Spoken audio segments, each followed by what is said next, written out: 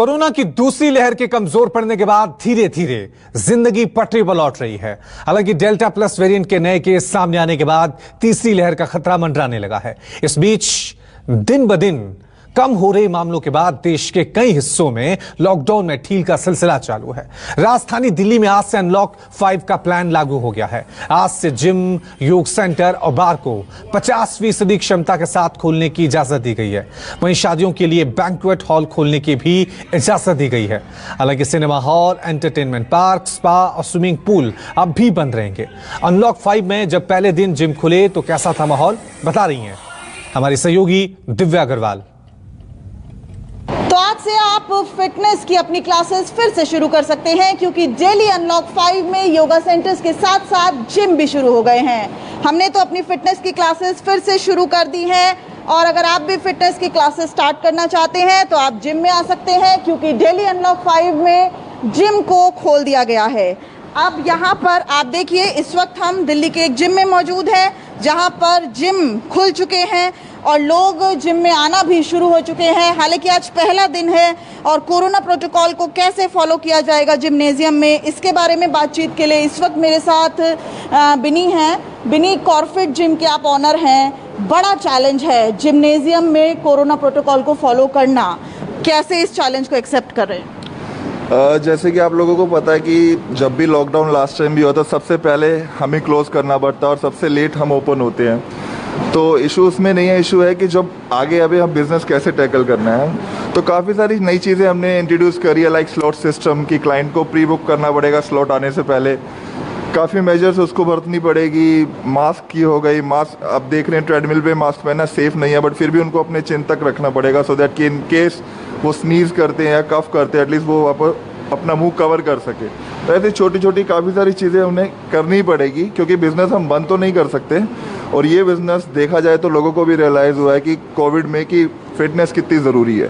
सुरक्षा ही बचाव है, लेकिन इस बार अगर आप जिम में आएंगे तो आपको प्री बुकिंग करनी होगी। हालांकि हर जिम जो है वो अपनी तरह से कोरोना प्रोटोकॉल को फॉलो करेगा, और सबसे बड़ा चैलेंज इस लिहाज से है क्योंकि जब आप ट्रेडमिल पर या किसी एक्सरसाइज मशीन पे हैं तो मास्क लगाना एक बड़ा खतरा भी हो सकता है, क्योंकि डॉक्टर्स भी कहते हैं कि जब आप एक्सरसाइज कर रहे हैं या साइकिलिंग कर रहे हैं तब आपको मास्क नहीं लगाना चाहिए। तो आप देखिए, लेकिन सुरक्षा ही बचाव है, इसलिए जो भी लोग एक्सरसाइज कर रहे हैं उन्होंने मास्क उतारा नहीं है, थोड़ा नीचे ज़रूर कर लिया है, यानी अपनी सुरक्षा में ही आपका बचाव है। और अब दिल्ली अनलॉक 5 की तरफ हम बढ़ चुके हैं। दिल्ली में धीरे धीरे चीज़ें अनलॉक हो रही हैं। हालांकि अभी भी कुछ पाबंदियां हैं। सरकार और प्रशासन अपना काम कर रहा है क्योंकि रोज़गार पटरी पर आ सके। लगभग 2.5 महीने बाद आज दिल्ली के जिम खुले हैं, योगा सेंटर्स खुले हैं, लेकिन आपको हमें ये नहीं भूलना कि कोरोना अभी खत्म नहीं हुआ है, रफ्तार थोड़ी कम हुई है। कैमरामैन दीपक शर्मा के साथ दिव्या अग्रवाल, दिल्ली न्यूज़ 24। चलिए, इस खबर पे और ज्यादा जानकारी के लिए अब सीधा रुख करते हैं हमारी संवाददाता दिव्या अग्रवाल का। दिव्या, अब क्योंकि अब अनलॉक की प्रक्रिया सभी राज्यों में शुरू हो गई है, दिल्ली में भी आज से ज्यादातर जिम, बार जो है वो 50% क्षमता के साथ खोलने के आदेश दे दिए गए हैं, क्योंकि एक तरफ जान को बचाना है, दूसरी तरफ जहान को भी चलाना है। तो आप, मैं देख रहा था, जिम भी गई और जगहों पर भी गई, लोग सावधानी बरत रहे हैं। क्या लोगों में हिम्मत आ रही है कि वो बाजारों की तरफ निकल रहे हैं?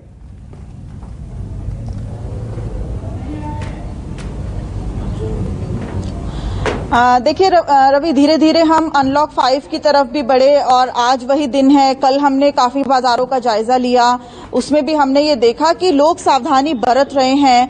हालांकि कुछ एक लोग मिले जो कई बार भूल जा रहे थे मास्क पहनना, लेकिन उसके बावजूद भी जो सेकेंड वेव में लोगों ने देखा है और कुछ लोगों ने अपने परिवारों में सहा है, उसकी कहीं ना कहीं चिंता उनके मन में है और इसी के वजह से वो मास्क भी लगा रहे हैं। इस वक्त देखिए, मैं बैंकेट हॉल में हूं और आप देख सकते हैं कितना आलीशान बैंकेट हॉल है। आज से ये खुल गया है।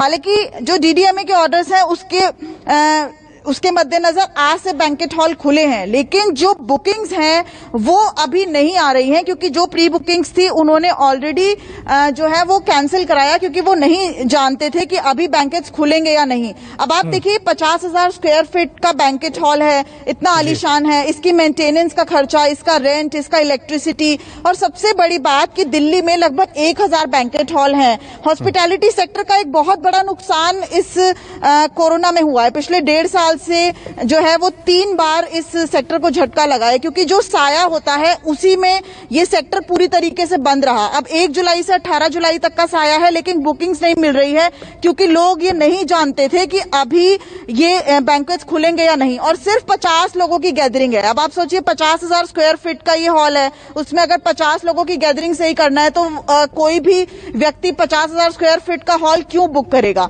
तो ऐसे में बहुत सारे चैलेंजेस हैं। और बैंकेट हॉल की अगर बात करें तो सबसे ज्यादा अनस्किल्ड लेबर जो है वो इस सेक्टर में है, क्योंकि अगर वेटर्स की बात करें या फिर जो मेंटेन करते हैं उनकी बात करें तो सारी अनस्किल्ड लेबर होती है, जो एक बहुत बड़ा एम्प्लॉयमेंट है, रोजगार है। और दिल्ली के मुख्यमंत्री अरविंद केजरीवाल ने सबसे पहले फैक्ट्रीज को खोला था, कंस्ट्रक्शन वर्क को खोला था, ये कहकर कि अनस्किल्ड लेबर को हमें रोजगार देना है। लेकिन इस सेक्टर को काफी जो है वो पीछे रखा गया है। ऐसे में थोड़ा जरूरी है कि सरकार अपनी गाइडलाइंस में थोड़ी तब्दीली करे, क्योंकि हर सेक्टर को हमें एक जैसे आंकना पड़ेगा, नहीं तो एक जो सेक्टर है वो बहुत पीछे रह जाएगा और एक सेक्टर को बूम नहीं मिल पाएगा। यानी कि जो बैंक्वेट्स के लोग थे, मेरी उनसे बात हुई, उनका ये कहना था कि अगर स्क्वायर फीट के हिसाब से लोगों की गैदरिंग रखी जाए तो भी एक अच्छा एस्पेक्ट है, क्योंकि यहाँ पर जितने भी ऑनर्स हैं वो इस बात का ध्यान रखते हैं कि सोशल डिस्टेंसिंग, मास्क या फिर वैक्सीन। उन्होंने एक प्रस्ताव दिया कि वैक्सीनेशन जो है वो ये भी मैंडेटरी कर देंगे कि साफ तौर से कई ऐसे सेक्टर हैं, हॉस्पिटैलिटी की बात करें, टूरिज्म की बात करें, जब भी लॉकडाउन लगता है तो सबसे ज्यादा असर इन्हीं सेक्टर्स पे होता है।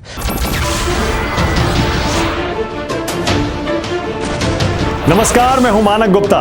अगर आपको हमारा ये वीडियो पसंद आया हो तो इसे लाइक और शेयर जरूर करें, और हां, हमें सब्सक्राइब और फॉलो करना ना भूलें, ताकि आप देश और दुनिया की कोई खबर मिस ना करें।